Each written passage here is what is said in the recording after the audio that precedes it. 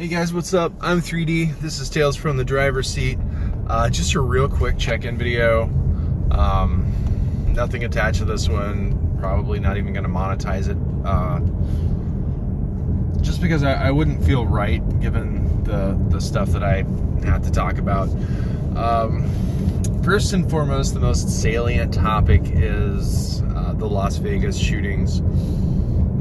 I really just don't even have words to describe how disgusted I am. My English language skills are insufficient to demonstrate to my satisfaction the depth of my disgust.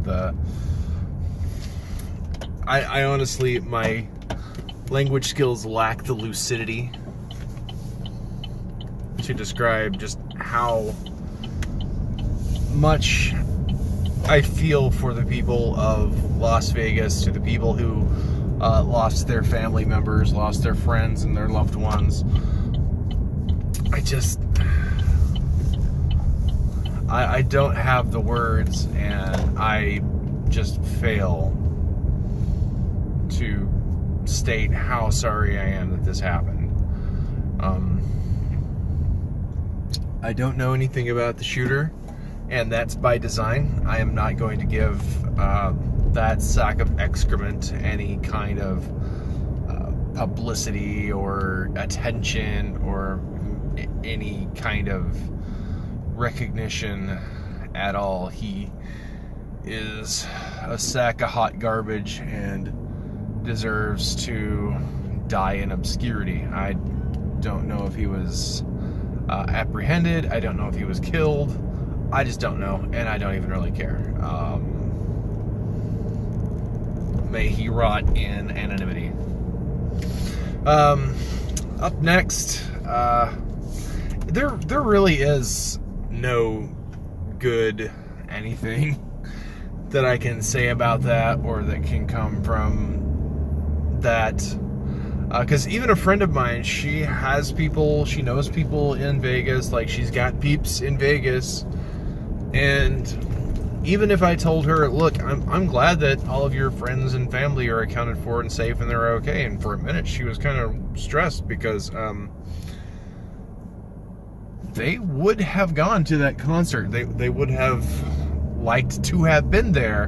And while I'm saying, I'm glad that your friends and your family and stuff are all okay, at the same time, it's just such a garbage feeling, because I feel like I'm also at least partially saying, well, I'm glad they shot somebody else.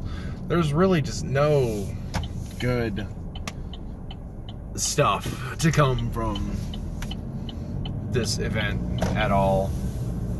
And I really fail at expressing how upsetting it is. Secondly, next topic. I don't want to go too deep into how screwed up our gun policies are, because they are. And don't get me wrong, I'm not a total abolitionist on it, but I feel I just drove around somebody who was just literally sitting in the intersection, waiting to turn right, and then after I drove through a parking lot, turned right, and I almost got sideswiped because people are stupid. Anyway, it's a really sticky gradient to walk in. It's a very polarizing issue. People flop to either side. I'm one of the weirdos who doesn't mind being in the middle of the conversation, going, look, I think that responsible gun ownership is fine, but I just happen to think that responsible gun ownership should be the only kind of gun ownership. And secondly, let's start with looking at the laws that we already have that aren't being enforced, and let's close some loopholes and see where we go, where that goes. I would feel a lot safer knowing that someone with a criminal background and or a violent mental illness, or a mental illness that precludes them to becoming violent and or a danger to them and or others, can't just walk into a gun show, buy a gun, and walk out and pick up ammunition later on or whatever. So I'm of the opinion that maybe we shouldn't let violent felons purchase handguns. Maybe that's a good start. I don't know. Let's come up with ways to enforce those laws, maybe, so that we're not afraid of violent felons getting their hands on a gun. I don't feel like I need a gun if violent felon doesn't have a gun, you know.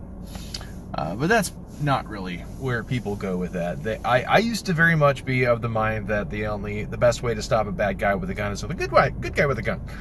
I think the best way is prevention, and an ounce of prevention is worth a pound of cure. You know who said that? Me either. I just thought it sounded good to bring up. So it's really polarizing. It's hard to come up with a definitive position on how I feel about it. It's because my own feelings about it are very complicated. Not really, but I feel like there's a discussion to be had, and it's a discussion that needs to be had. Secondly, and I think I'm going to end with this one. I've tried including another topic, but it just got too damn long. I was talking, the last video was a 22-minute video. I don't think I want to do that this time. Secondly, sadly and upsettingly, they found Tom Petty unconscious and in cardiac arrest. I think it was last night they found him.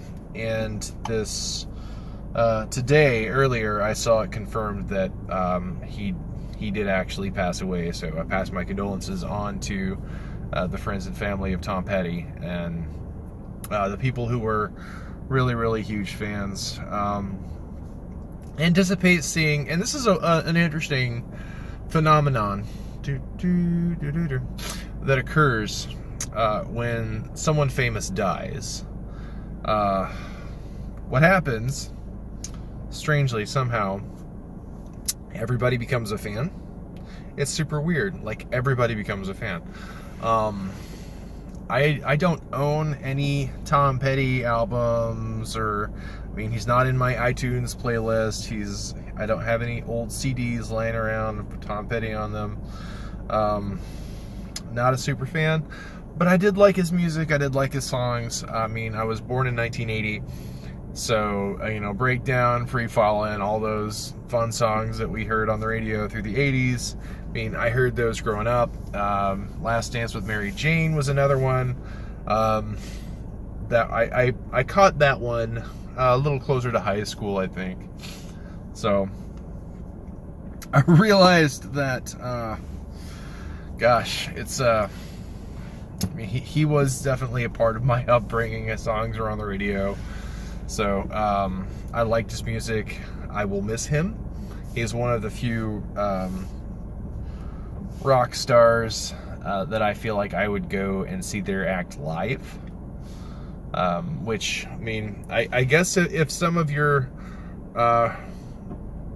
favorite rock stars are getting on up there, it's probably time to go see them live next you get the chance. I don't go to a lot of concerts. I don't have the money, and getting the seats are probably, it turns out, like a lot of effort and just not worth it. But to see somebody that I want to see at least once before I can't see them anymore, I feel like I need to shell out. But with that being said, again, I'm really, really sad. It seems like it. But I'm really, it's just a real bummer of a day. I mean, bummer of an episode. I haven't talked since I did the whole episode on my education journey and that two-parter. So yeah, bummer. is just super bummed. I don't have the words to express my condolences, and just so hard. He's one of the guys that I would have seen live. Damn it. But anyway, that's it for me. Comments, agreements, disagreements, new thoughts that I haven't thought of before, drop those in the comments because I love reading those. It's always super interesting for me to look at something that somebody has come up with and go, oh, I haven't thought of that before. So, yeah, do that. I'm 3D. This has been Tales from the Driver's Seat, and I will see you in the next one.